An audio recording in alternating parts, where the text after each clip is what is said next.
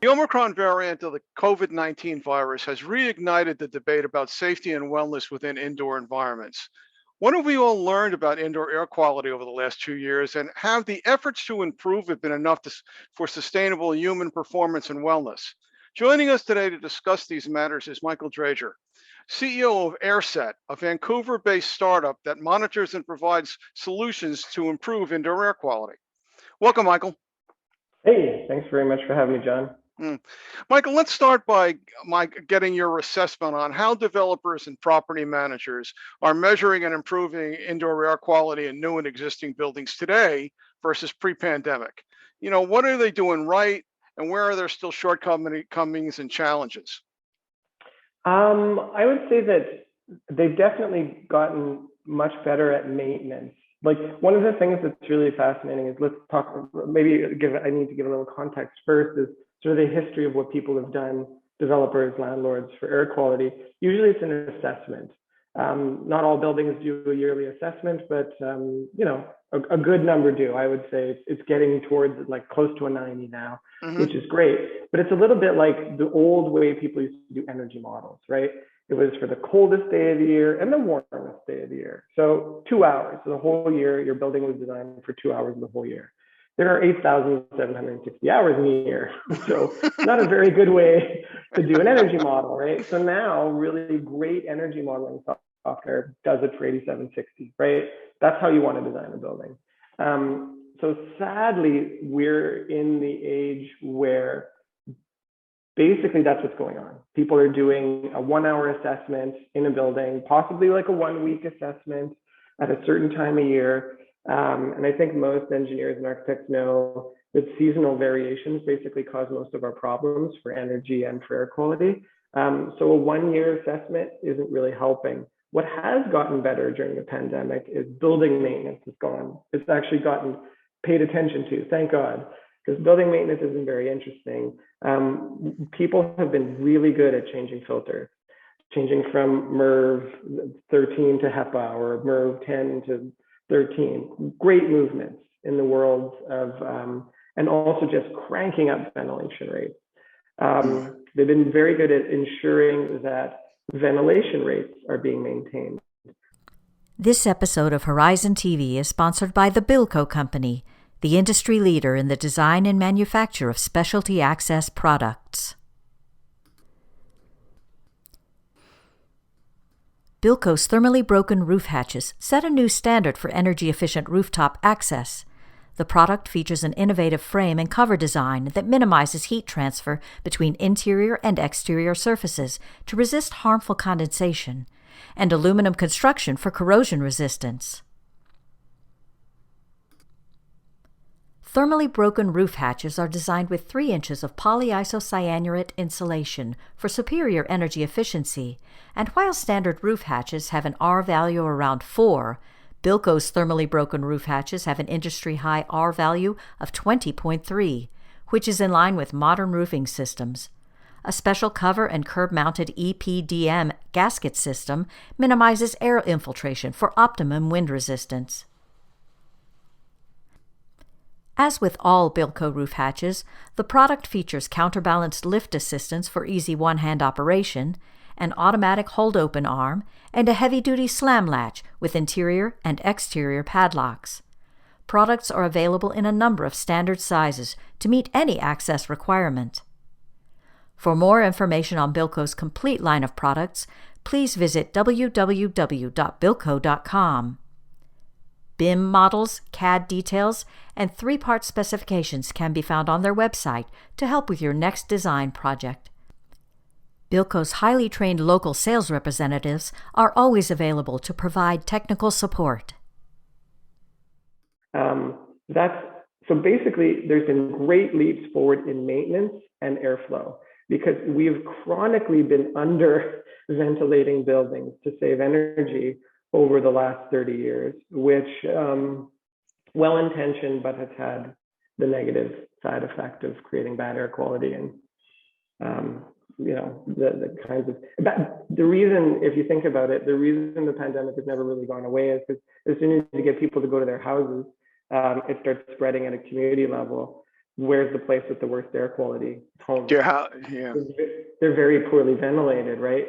So ultimately, I think we're all coming to terms with the fact that ventilation and air quality is going to have to become a major topic of conversation over the next 10 years in a serious way. Okay.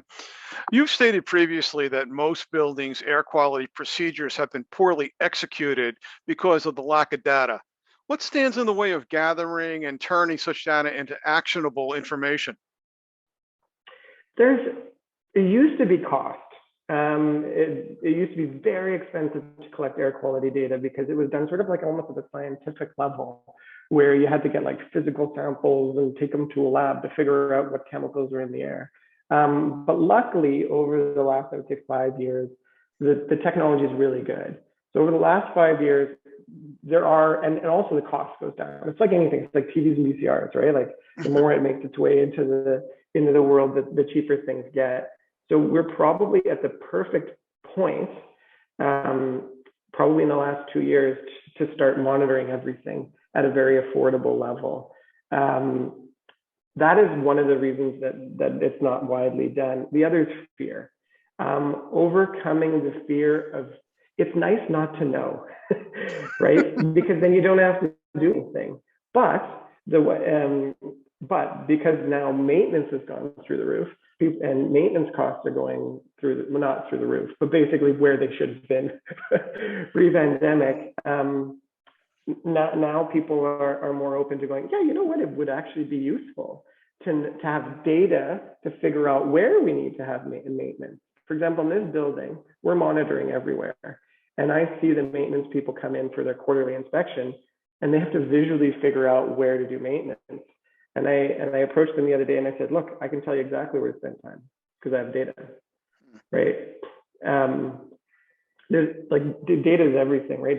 Data tells you where to spend your time, right? And what to focus on. Measure twice, cut once, right? It's the whole like mantra of the building industry.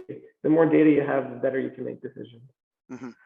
Your company is currently working with 9 sensor OEMs. And can you talk a little bit about what criteria users need to consider when choosing sensors for specific indoor environments? Yeah, it's the first one is what is your space type? So for example, if you're in a home and you have a basement, you might want to measure radon, right? And there are sensors that measure radon. But if you're in an office, you don't need radon measurement. However, if you're in Canada and you're in a hockey rink, you probably need to measure ammonia, right? It's a different, this is the reason why we've used different sensors, is because they each have their own application in the right place at the right time. That's part one. And they all measure a variety of things now, right? It's not just, you have to have a CO2 measurement, you just have to have PM 2.5, which is dust. Now it's great, like you can get 6 to 8 devices in something. Second thing I would say is that Reset, which is a relatively new standard, been around 5 years, great standard for devices. So if you go to reset.build and you go to their like devices section, these are great devices. They're all relatively affordable devices. That's basically been our criteria as we say, okay, well, because the other nice thing is that you want to make sure devices are calibrated, right? So that they're giving you accurate data. The worst thing to get when you get lots of data is inaccurate data, because it makes it even harder to make decisions. And the Reset stuff is vetted for that reason. And they're all roughly the same cost. So those are the 2 best pieces of advice I can give. What is your space type? And look for a device that's probably Reset accredited, approved, I think is what the term is. Have you seen, or are you keeping an eye on sensors for kind of technological advancements? I mean, are you seeing anything out there that you said, boy, that's really interesting, I might want to try that? We have. I think it's less to do with it's how they process data and how they connect.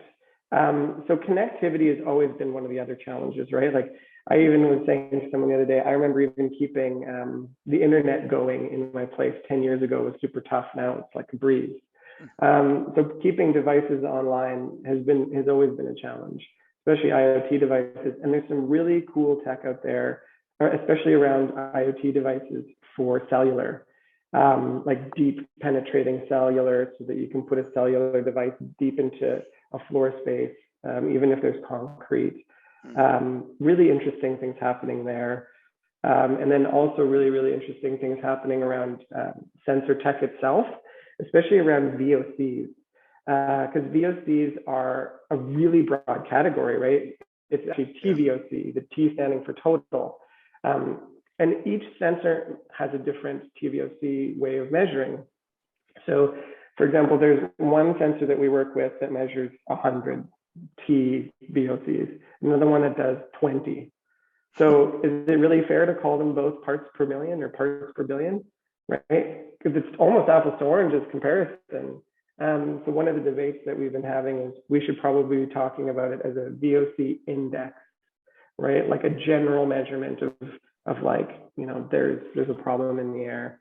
That's a little nerdy, but and sciencey. But there's a lot of interesting things happening in the world of the tech, and as well as the processing of data and the understanding of the data now that we're getting lots of it. Mm-hmm. So your point earlier about maintenance, during the pandemic, there's been a raft of companies that have upgraded their HVAC systems, primarily to improve energy efficiency. But I'm just wondering, how are sensors being integrated into those systems, if at all? I know in some conversations that you and I have had, you were complaining about the fact that too often sensors are just kind of installed into ducts, and that's the end of it. But talk a little bit about how about the integration between sensors and HVAC, and what if there's any dynamic that is making that change or more acceptable.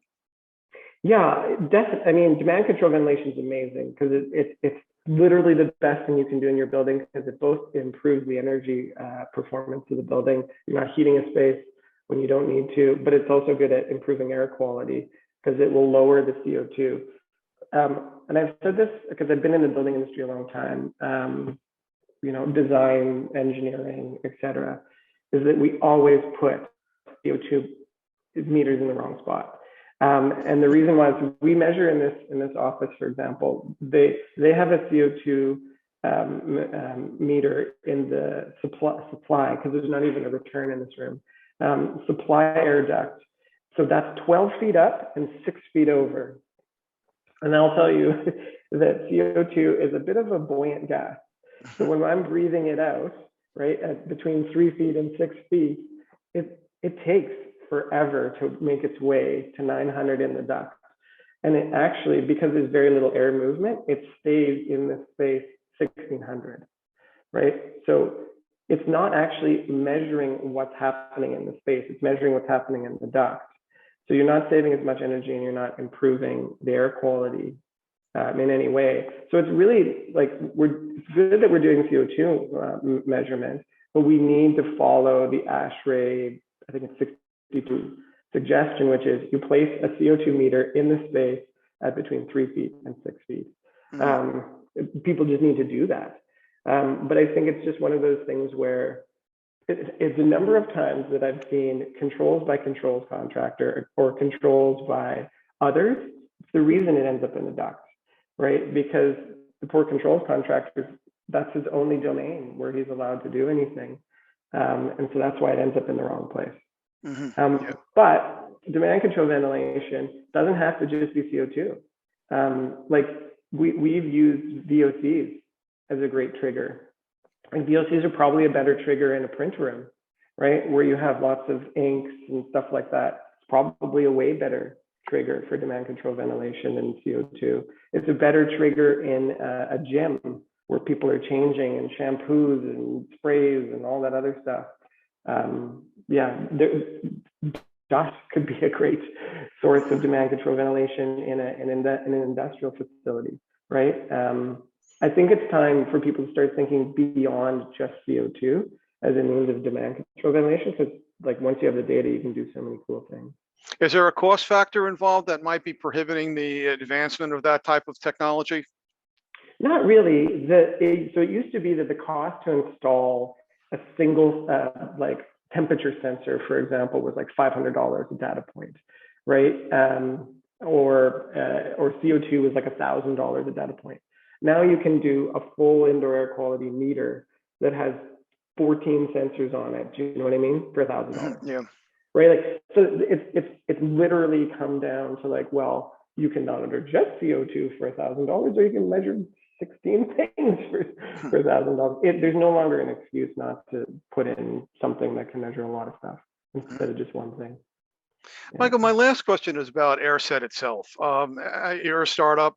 As you get bigger, as you kind of expand your service profile, what do you think is going to have to, what needs to evolve in your services to meet anticipated demand? We're entirely focused on with our features at a software level for our clients are really air quality consultants, commissioning consultants, people in the world of maintenance. We're really, because those are the ones that understand and can use the data. They can improve the spaces. They can waste less time looking around for things, right? So building out our partner network has really been our focus.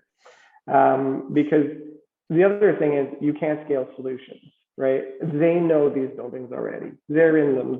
They know them very well. There's no point in us coming in and offering solutions. All we can do is focus on providing them the best features that can give them the data when they need it and how they need it to make the building improvements in real time at the building level. That's our entire focus in terms of like moving forward, is just servicing, because essentially we all have a common goal, right? We spend 90% of our time inside. We want really good spaces when we're inside, right? We all want that. That's why people stop talking about the green building movement, and we're talking about like wellness in buildings now, right? Yeah. Well, fit well, reset, like, yeah, there's entire rating systems just now focused on it instead of just 10 credits in LEED for IQ, right? The conversation has thankfully shifted. Michael, thanks for spending a couple minutes to your time to talk about this topic. Yeah, it's very nice to be able to chat with you, John. Yeah. And thanks to our audience for tuning in. This is John Caulfield for Building Design and Construction.